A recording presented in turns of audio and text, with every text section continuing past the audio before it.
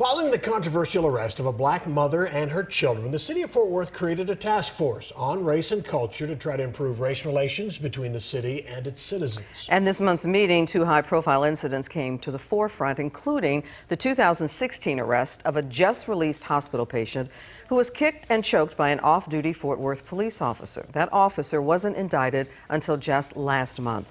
Fox 4's Brandon Todd has more on what was said about the case from Fort Worth. Brandon. Yeah, Clarissa, this race and culture task force, as you mentioned, meets once a month. And tonight at this meeting, members once again questioning the stability of race relations here in Fort Worth in the wake of the two most recent use of force incidents. A bad story doesn't get better with age. It only gets worse.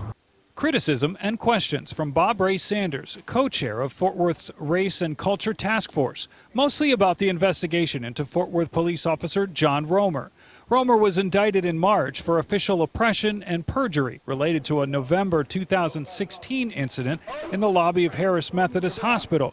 Romer was off duty at the time and seen on a hospital security officer's body camera punching and then choking Henry Newson, a patient who had just been discharged. Newson was arrested for trespassing. Those charges later dropped. But the chief wasn't made aware of the incident until more than a year after it happened, prompting him to discipline the supervisor who didn't notify command staff and forcing the department to wait until after Romer's trial to determine discipline.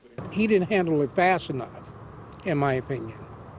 That case should not have taken 18 months to get through a grand jury.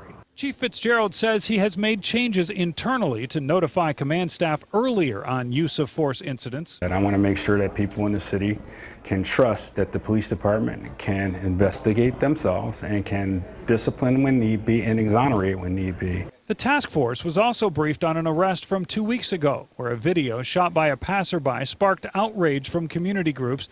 In it, one of 5 officers trying to arrest Forrest Curry is seen punching Curry.